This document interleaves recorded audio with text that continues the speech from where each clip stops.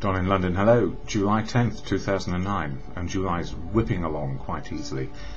Oh, my video is all about recovery from addiction to either substance or behaviour. My substance, alcohol, my behaviour. Emotionally, spiritually and physically, pretty well bankrupt when I finally stopped drinking. And did I do it on my own? No. Did I get help? Yes. And I got help from family, community, professional people, and a fellowship called AA, Alcoholics Anonymous. And what I've come to learn over the last few years is I need to be included, to be a part of, to have some choice in my life, and to have friendship, fellowship and love. And those are the basic tenets of my life. If I can love other people and be loved back in the right way, and that doesn't mean it's all self-consuming love, it means giving everybody the same break I would like for myself. And that also applies to people who don't see my point of view. So I welcome everybody's point of view about life. How would it be if we all thought the same way and we were all perfect? Well, we would be pretty awful, I suspect. It would be very mundane and boring. So the gift is nature and providence. It gives us many things to consider. And if one is an addict, we have to consider that first on a daily basis, how to keep sober. So these days I've been involved in being part of a fellowship, AA, Alcoholics Anonymous, but I don't speak for it, never can, never will.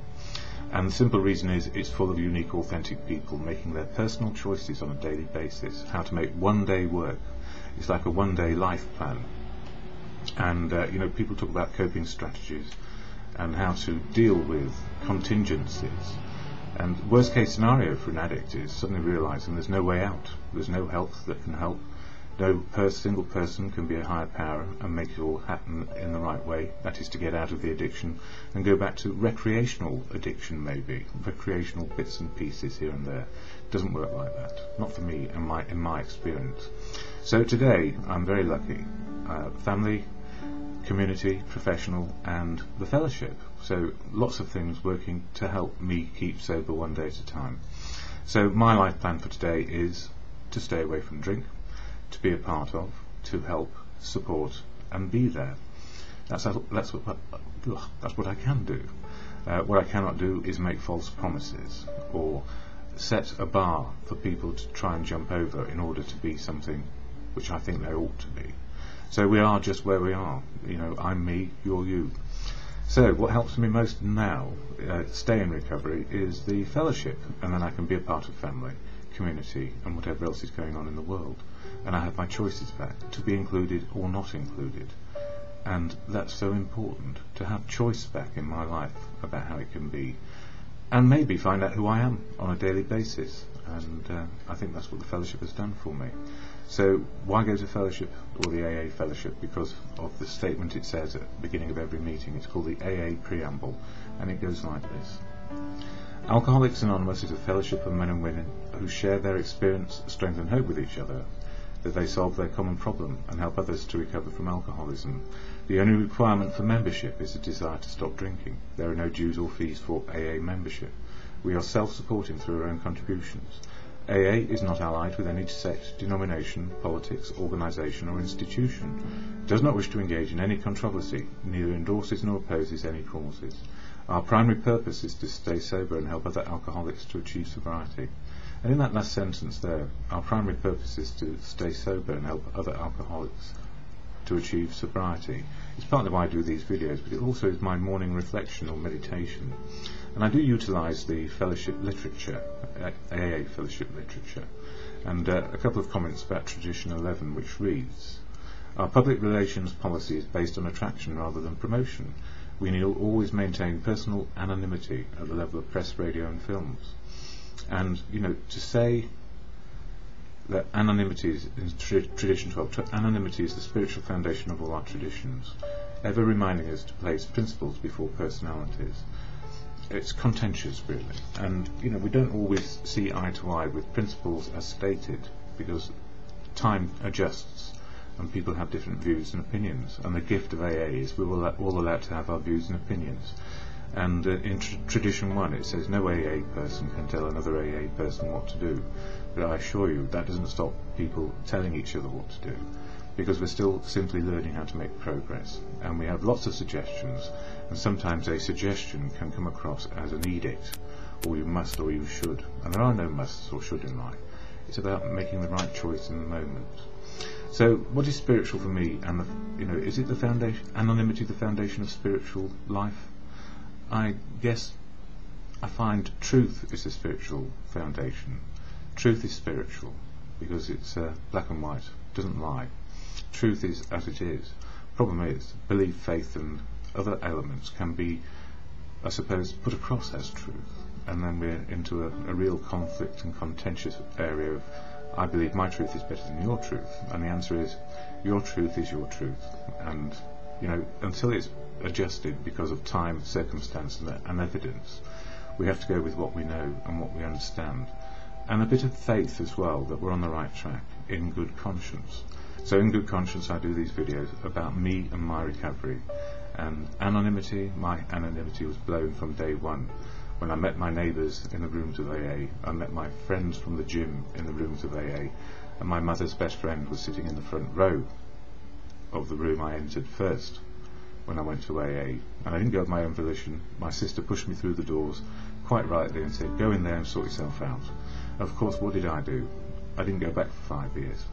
So, we are reluctant in many ways and self-obsessed and actually self-willed enough to say willpower will see me through this and I can get over it and I can stop. But all I know is willpower can be broken on a daily basis, and then we find ourselves in the mire one more time. So part of my daily choices, if you like, is that fellowship gives me the opportunity to know what I can do and can't do on a daily basis, and know the wisdom to know the difference. And it's great, it's marvellous to be sober. You get clinical depression like nobody's business. It's just as bad as it ever was, and we can't self-medicate it away. And then we have to look at what is going on in our lives sometimes. But the gift for me is always trying to make life work as best it can. So it's not all happy-clappy, and it's certainly not all serene in the sense that it's sort of nirvana or utopia. Anyway, those perfections never will exist as long as mankind is the way it is. So, daily reflections today in this book, which is it's a stalwart piece of reading for me, Toward Peace and Serenity. When we have taken a square look at some of these defects, which is step 6, mine were fear, brave-facing and ego, and all the 7 vices, and have discussed them with another, and have become willing to have them removed, our thinking about humility commences to have a wider meaning. That comes from the 12 Steps and 12 Traditions, page 74, and then it goes on to say, when situations arise which destroy my serenity, pain often motivates me to ask God, or good conscience, for clarity in seeking my part in the situation. Admitting my powerlessness, I humbly pray for acceptance. I try to see how my character defects contributed to the situation. Could I have been more patient? Was I intolerant? Did I insist on having my own way? Was I afraid? As my defects are revealed, I put self-reliance aside and humbly ask God, or good conscience, to remove my shortcomings. The situation may not change, but as I practice exercising humility, that is no bigger, no smaller than anybody else, I enjoy the peace and serenity which are the natural benefits of placing my reliance in a power greater than myself. And often for me that is good conscience, and good conscience is informed by the world, and not necessarily by my outlook, which could be quite narrow and dictatorial about what my views are. So I need to bend and flex, a bit like the Tibetan rose on the mountainside. If it were rigid, it would get snapped off. So, we need to be tenacious and flexible, and let life happen as it may. I don't think I've got time to do the As Bill Sees reading, which comes in this book.